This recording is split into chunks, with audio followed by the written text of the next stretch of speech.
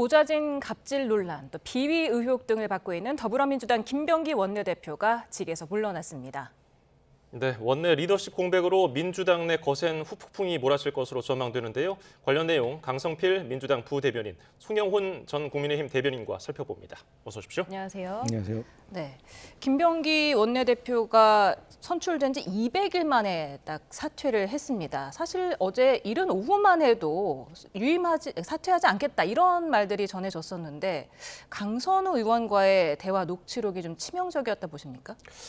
일단 이제 강선우 의원과의 그 녹취록도 치명적이었고 사실 또 같은 날 또 보도가 되었던 그 배우자와 관련된 어떤 녹취록도 저는 치명적이었다고 생각을 합니다. 근데 이제 당내에서는 사실 이제 공개적으로 우리가 이제 표명을 하지 못했을 뿐이지 당내에서는 이제 김병기 원내대표가 결자 해지를 하는 것이 또 당과 그리고 대통령에게 부담을 덜어드리는 것이 아니냐라는 어떤 지적들이 사실 있었던 건 사실이고요. 그다음 결정적인 거는 그런 것 같아요. 본인들이 나름대로 이 전직 보좌 직원과의 어떤 갈등에서 지금 이러한 폭로전이 지금 계속되고 있는 거잖아요. 그런데 본인들이 예상 가능한 어떤 그런 폭로에 대해서는 나름대로 또 대응을 할 수 있고 해명을 할 수 있다라는 자신감이 있었던 것 같습니다. 그런데 최근에 뭐 어떤 아젠다인지는 제가 잘 모르겠지만 어쨌든 본인들이 판단했을 때 본인들이 예상하지 못했던 폭로가 이어진 것 같아요.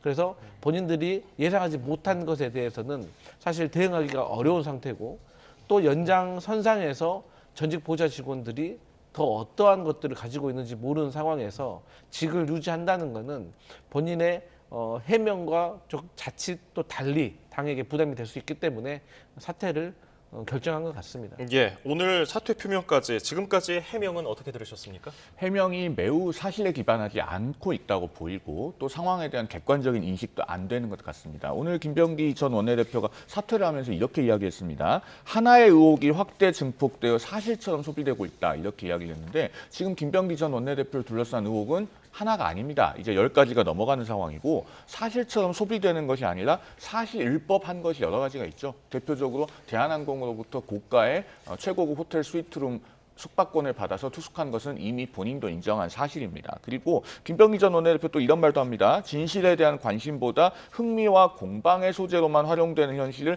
인정하기 어려웠다. 이렇게 이야기를 하는데 지금 국민들께서는 이 김병기 의원을 둘러싼 전반적인 의혹들에 대해서 진실 여부에 대한 관심이 굉장히 많아요. 그리고 공방의 소재가 아니라 일부 의혹들은 방어가 불가능해 보입니다. 앞서 말씀드렸던 대한항공으로부터의 그 고가 호텔 스위트룸 관련 의혹, 그리고 또 본인과 배우자가 속해 있지 않았던 보좌진들의 대화방 텔레그램 캡처를 공개한 부분, 이런 것은 정보통신망법 위반에 해당하기 때문에 방어가 사실상 매우 어려워 보이거든요. 그렇기 때문에 끝까지 비현실적인 변명을 하면서 사퇴했다 이렇게 평가합니다. 네, 민주당은 김병기 전 원내대표 후임 선출을 위한 보궐선거를 다음 달 11일에 실시하기로 했습니다.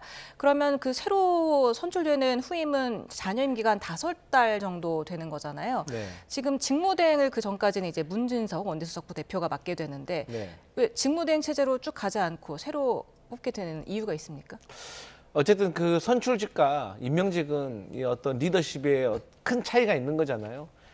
그런 차원에서 문진석 수석 부대표는 김병기 원내대표가 임명한 부대표이기 때문에 또 의원들의 리더가 되기에는 조금 명분이라든지 정당성이라든지 그런 리더십 차원에서 저는 많이 부족하다라고 생각을 하고 또 최소한 저희 민주당 같은 거대 정당에서 원내대표의 직을 맡으려면은 최소한 3선 이상의 어떤 중진 의원이 맡는 것이 맞는 것이지 문진석 의원은 또 중진 의원도 아니지 않습니까? 그렇기 때문에 아무래도 의원들이 다시 선출을 한 원내대표가 원내 기강을 바로 잡는 것이 맞다고 생각하고 또 당은 당규에 그렇게 명시가 되어 있기 때문에 저희가 절차대로 진행하는 겁니다. 예, 앞서도 잠깐 언급해드렸습니다마는 지난 2022년 지방선거 앞두고 강선우 민주당 의원이 김병기 의원에게 살려달라고 호소한 녹취가 공개됐는데요. 듣고 오시겠습니다.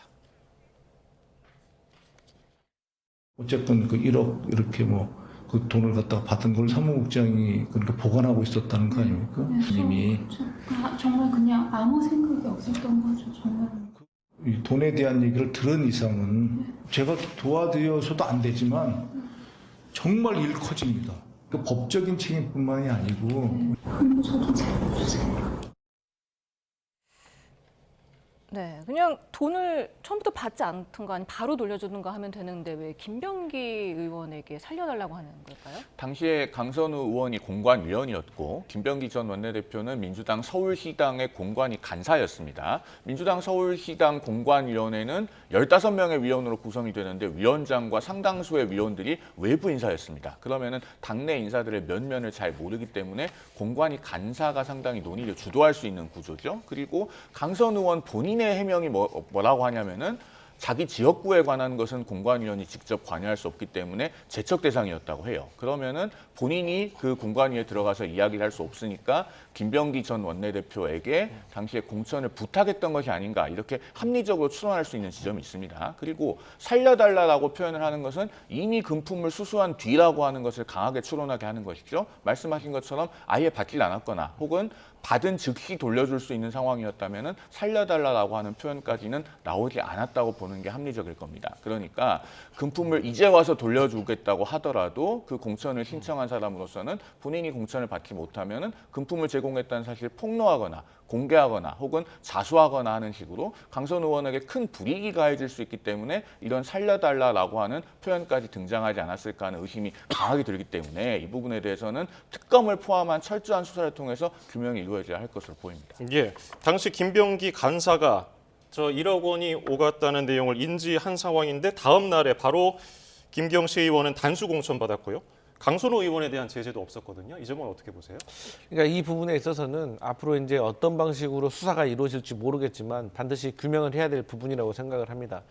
그러니까 저도 의심스러운 것은 우리가 앞서 들었던 녹취록에서 김병기 원내대표, 김병기 간사는 분명하게 강선우 의원이 김경시 의원으로부터 1억 원을 받은 것에 대해서 잘못했다고 말을 하고 내가 도와줄 수 없다라고 말을 하고 아무래도 이제 강선우 의원이 살려주세요라고 말을 했던 거는 내가 김경으로부터 뭐 돈을 받았기 때문에 김경을 공천을 받는데 좀 도움을 달라 저는 이런 식으로 의심을 할 수 있다고 보거든요. 근데 이런 데 있어서 김병기 간사는 어쨌든 단호하게 또 원칙대로 또 얘기를 한 것 같아요. 그렇기 때문에 저는 이 대화의 내용이 이어진다고 하면 사실 김경 CEO는 저 당시에 공천을 받지 못한 것이 저는 합리적인 순서라고 생각을 하는데 어쨌든 훗날에 보니까 결과적으로는 단수 공천을 받았다는 거 아니겠습니까?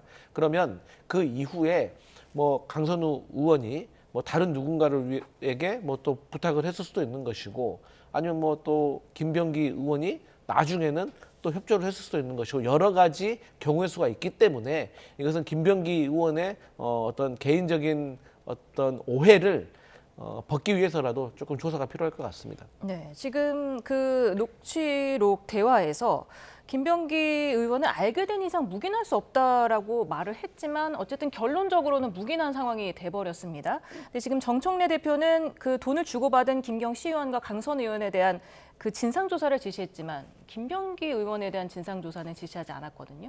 바로 그 부분이 민주당 공천 게이트라고 부를 만한 국민적인 의혹을 증폭시키는 부분입니다. 자, 국민의힘에서도 비슷한 일이 지난 총선 과정에서 있었습니다. 지금 구속되어 있는 김상민 전 검사, 이우한 화백의 그림을 김건희 씨 오빠에게 갖다 주면서까지 청탁을 했죠. 그런데 그 김상민 전 검사는 지난 총선 과정에서 어떻게 됐습니까? 한동훈 비대위원장 체제에서 원칙대로 컷오프를 당했습니다. 원래 정당에서는 그렇게 돼야 맞는 겁니다. 그런데 민주당에서는 공관위 간사가 김경 서울시의원 공천 신청자가 금품을 제공한 사실을 알고서도 다음날 단수 공천을 준 거예요. 그러면은 어떻게 이걸 묵인하지 않았다고 할 수 있겠습니까? 28분 56초나 되는 직접 만나서 한 대화를 녹음까지 해놓고 실제 행동은 단수 공천을 줬기 때문에 김병기 의원이 이 의혹으로부터 벗어날 수 없습니다. 그러면은 강선 의원과 어떠한 추가적인 의사소통 내지는 공모가 있었는지 이런 부분까지 철저한 규명이 필요하고 그런데 민주당은 윤리감찰단의 자체조사 범위에서조차도 김병기 의원은 제외해 놓고 있는 상태이기 때문에 이건 독립적인 특별검사의 수사에 의하지 않고서는 규명되기가 매우 어려울 것이다. 이렇게 보입니다. 예, 정청래 대표는 강선우 의원에 대해서 즉각 윤리감찰 지시했는데 어떤 결과가 나올까요? 근데 저는 개인적으로 이제 정청래 대표로서는 윤리감찰을 지시하는 것이 마땅한 절차라고 생각하실 겁니다. 그런데 결국에는 저는 민주당의 윤리감찰에 대한 결과를 기다리는 것도 뭐 필요하겠지만 결국에는 누군가에 의해서 저는 고소고발이 이루어질 거라고 생각을 하고 강제 수사권을 가진 최소한의 경찰에서 수사를 하는 것이 저는 국민의 눈높이에 맞지 않을까라고 생각을 합니다. 그러니까 민주당의 윤리감찰단에서 아무리 투명하고 공정하고 중립적으로 조사를 해서 결과를 내놓는다고 하더라도 사실 국민의힘이나 국민들이 여기에 대해서 얼마나 신뢰를 해줄까. 우리가 사실 이 공정도 중요하지만 공정하게 보이는 것은 더 중요한 거거든요. 그런 차원에서 저는 정청래 대표께서는 당연히 해야 될 절차이긴 하지만 결국에는 이게 수사로 이어지는 것이 조금 더 국민들의 눈높이에 맞지 않을까라는 생각을 해봅니다.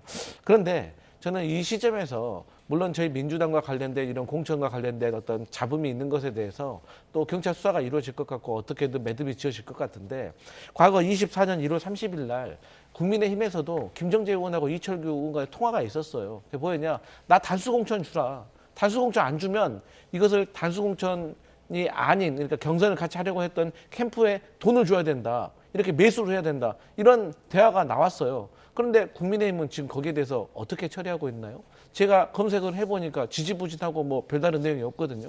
그래서 저는 이번 기회에 또 국민의힘에서 막 특검을 자꾸 요구하는데 그러면 양당 모두 이런 공천 결과에 대해서 한번 뒤집어 보는 것도 저는 순서다 이렇게 생각합니다. 네.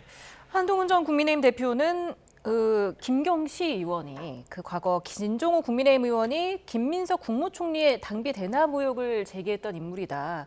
해당 인물이 실제로 선거 공천을 받았다.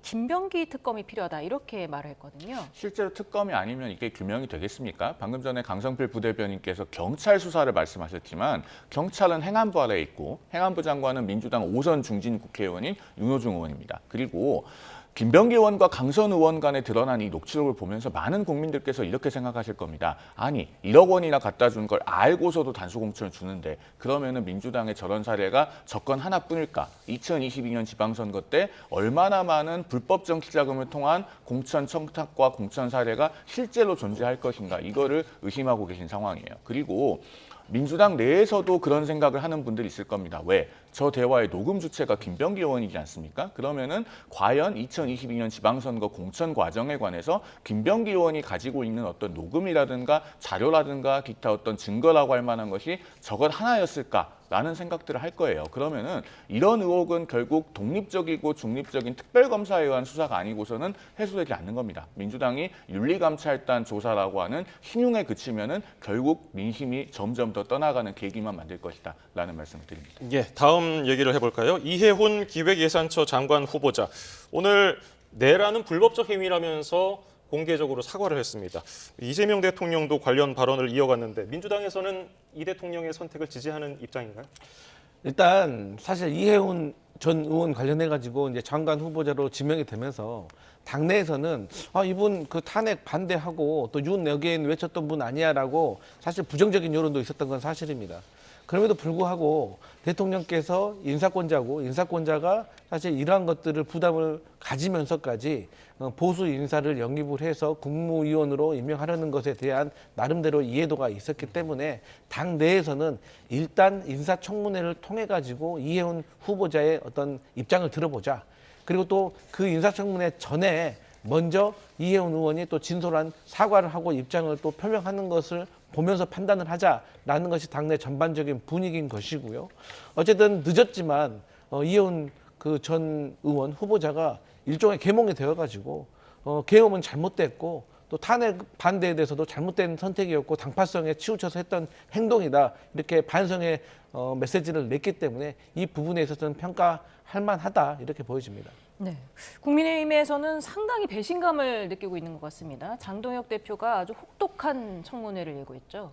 물론 우리 정치권에서 진영을 바꾸는 분들이 존재하기는 합니다. 그러나 적어도 야당에서 국회의원을 3번을 하고 또 현직 당협위원장의 신분에 있으면서 장관 제의를 받고 수락한다면은 당적과 당직을 먼저 정리하는 것이 도리죠. 그런데 그 어떤 정기 작업도 하지 않고 모두가 대통령실의 발표를 보고 알았습니다. 이건 정치 도의의 기본에 반하는 것이죠. 그동안에 본인이 해온 숱한 말과 행적들을 또 부인하면서 건너가지 않았습니까? 이런 부분들이 상당히 강경한 대응을 촉발시킨 것이라고 보이고 이재명 대통령이 정말로 국민 통합이나 탕평 인사를 도모한다면은 야당과 정식으로 대화를 해야 됩니다. 그러면서 협치를 위해서 일정한 국정의 파트너로서 내각에 참여할 것을 제안을 하고 야당으로부터 추천받는 그런 과정을 거쳐야 될 거예요. 그게 아니고 사람을 한 명씩 개별적으로 빼가듯이 해서 어떤 전향을 받듯이 그렇게 하는 것은 사실 국민 통합에 도움이 되지 않는다는 것을 현재 국민의힘과 그 지지층이 보여주고 있는 반응으로부터도 확인할 수 있다고 생각합니다. 예. 국민의힘 내부 이야기로 마무리를 해볼까요? 한동훈 전 대표의 그 당원 게시판 사건에 대해서 당무감사위가 당 윤리위에 회부를 했죠.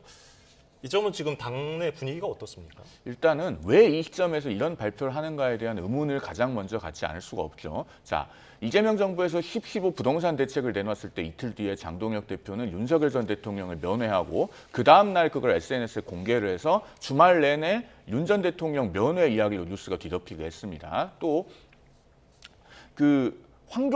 우리가 황교안이다를 외치면서 또 여당의 불리한 뉴스들을 뒤덮이게 했고요. 또 장경태 의원 성추행 의혹 사건이나 그 밖에 각종의 민주당의 불리한 악재들이 대두됐을 때 또 계엄에 대한 사과를 거부해서 계엄 만 1주년이 되는 시점에 그걸로 뉴스가 뒤덮이게 했습니다. 이런 바둑에서 말하는 이적수가 반복된 끝에 지금은 어떻습니까? 김병기 의원과 강선 의원 간의 녹취록이 등장하고 민주당 공천 게이트가 대두되고 있는 시점에 또다시 저 당원 게시판에 관한 이른바 당무감사 발표가 이어지면서 뉴스가 희석되는 그런 상황을 맞이하고 있습니다. 이게 한두 번도 아니고 계속 이어진다면은 어떤 다른 정무적인 고려가 있는 것이 아닌가 하는 의문을 갖지 않을 수가 없을 것이고 이런 것은 아마 저 혼자만의 생각이 아니라 국민의힘 지지층에서 상당히 광범위하게 공유되고 있는 지점일 것이라는 생각이 듭니다.